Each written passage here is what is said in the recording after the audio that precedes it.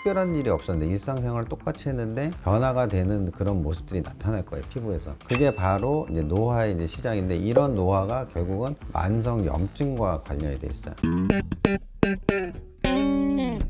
안녕하세요, 의사선생님 윤정현입니다. 오늘 말씀드리는 거는 어떻게 하면 더 젊고 건강하게 항노화시킬 수 있는 방법에 대해서 말씀을 드리도록 하겠습니다. 자외선에 노출된 피부는 항상 이제 문제가 되는 게 이제 색소를 처음에 만들어내게 되고, 두 번째는 진피층이 손상되면서 콜라겐, 엘라스틴, 히알루론산 3대 구성 성분이 이제 감소를 하게 되는데, 자외선을 쏠 때 그 속도가 급격하게 빨리 떨어지게 됩니다. 히알루론산이 주니까 이제 수분을 잃게 되고 건조해지고, 콜라겐이나 엘라스틴이 떨어지니까 탄력이 떨어져 처짐도 생기고, 피부가 이제 예민해지기 시작해요. 피부가 가렵다든가 따끔따끔거린다든가 갑자기 붉은 반점이 생겼다 없어진다든가, 특별한 일이 없었는데 일상생활을 똑같이 했는데 변화가 되는 그런 모습들이 나타날 거예요, 피부에서. 그게 바로 이제 노화의 이제 시작인데, 이런 노화가 결국은 만성 염증과 관련이 돼 있어요. 광노화에 의해서 이제 대표적인 것이 이제 기미, 주름, 넓어진 모공, 거친 피부결, 일광흑자라고 하는 것들, 주근깨, 이런 것들이 이제 많이 나타나게 되죠. 자외선을 많이 쏘이다 보면 혈관이 많이 늘어나요. 근데 이런 것들이 계속 진행이 되다 보면 이제 범위가 넓어지죠. 그러면서 얼굴이 약간 홍당무처럼 이제 빨개지고, 이렇게 노화된 피부들은 색소와 주름, 그 다음에 피부결, 모공, 혈관, 이런 것들이 총체적으로 이제 문제가 있게 나타나게 됩니다. 광노화를 예방할 수 있는 첫 번째는 일단 자외선을 차단을 해야 되겠죠. 자외선 차단제를 보통 일반적으로 얘기를 할 때 우리가 SPF 지수를 얘기를 하죠. 지금 우리나라 날씨를 보시면 아시겠지만 자외선량이 굉장히 많아졌기 때문에 제 생각은 SPF 30 이상 되는 자외선 차단제를 일단 쓰셔야 된다고 보고, 자외선 차단제를 더 빠르게 안 하시는 순간에 얘의 역할은 두세 시간 지나면 거의 사라진다고 보시면 돼요. 한 30분 정도 시간이 지나야지 자외선 차단제가 자기 역할을 하기 시작해요. 보통 아침 8시 반, 그래서 9시 정도에 이제 활동을 하기 시작하시겠죠. 그러면서 11시 정도 돼서 자외선이 진짜 강해지기 시작하는 시점에 한 번 더 발라주셔야죠. 오후 1시가 되면 점심 먹고 나서 또 한 번 발라주고, 그러면 야외 활동을 계속 하시는 경우에는 한 번 더 발라주셔야 돼요. 결국 한 2시간 정도 간격으로 한 4-5번 정도를 발라주셔야지 자외선 차단을 할 수 있는 역할을 하게 되고, 두 번째는 이 자외선이 강한 시점은 이제 날씨도 굉장히 덥죠. 그래서 땀 분비도 굉장히 많고, 얼굴에 발랐던 보습제나 크림들이 이제 다 닦여 나가죠. 그런 경우에는 비누 세안을 하실 필요는 없어요.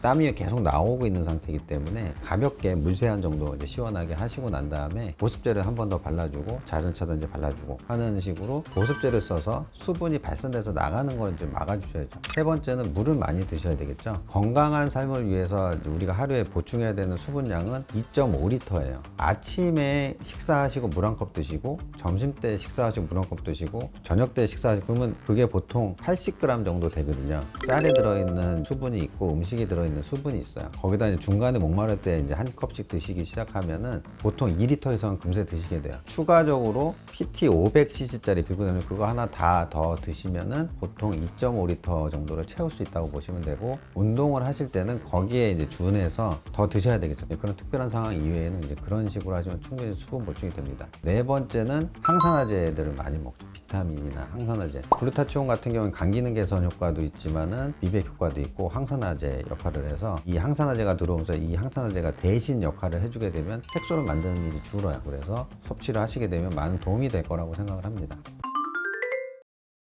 안 좋은 자극들을 계속 받게 되면 우리 피부가 이렇게 견고하게 있어야 되는데 이렇게 벌어지죠. 이렇게 벌어지게 되면 수분을 막지 못하고 여기서 수분이 이제 발산돼서 나가는 문제도 생기고, 제일 중요한 거는 어찌됐건 간에 보습제를 자꾸 발라서 보수를 하는 부분이 하나가 될 거고, 두 번째는 더 깊은 속까지 필요한 것들을 이제 쏴서 넣는다던가 재생시킬 수 있는 성분들, 미백을 시킬 수 있는 성분들, 이런 것들을 이제 거기다 주입을 해서 튼튼하게 만들어 놓으면 외부에서 자극이 왔을 때 좀 더 오랜 시간 견고하게 잘 견딜 수가 있겠죠. 갈라진 틈은 바깥에서 한번 보수하고 안에다가 뭔가를 주입을 하는데, 대표적인 것이 이제 콜라겐이나 히알루론산, 연어주사라고 하는 주베롭 같은 PDLLA, 이런 것들을 주입을 많이 하죠.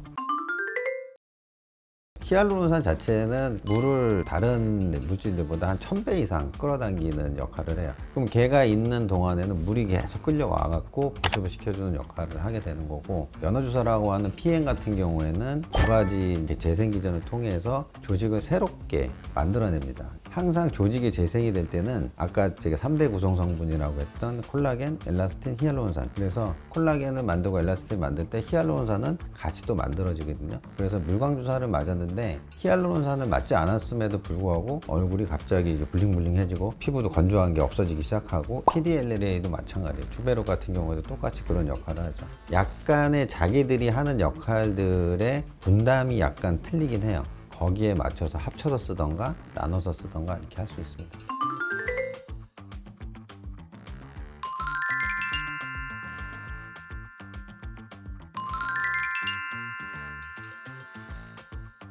오늘은 광노화가 되면서 노화가 진행되는 피부를 어떻게 하면 홈케어로 개선시킬 수 있는지에 대한 부분하고 좀 더 집중적으로 개선시키기 위해서는 우리가 이제 물광주사나 뭐 콜라겐, 주베력 같은 주사 이런 것들 같이 이제 주입을 해서 좀 더 견고하고 오랜 시간 동안 피부가 튼튼하고 노화가 안 되게 유지시킬 수 있는 시술들에 대해서도 간략하게 설명을 드렸습니다. 많은 도움이 되셨길 바라겠습니다. 의사 선생님 윤정현이었습니다. 감사합니다.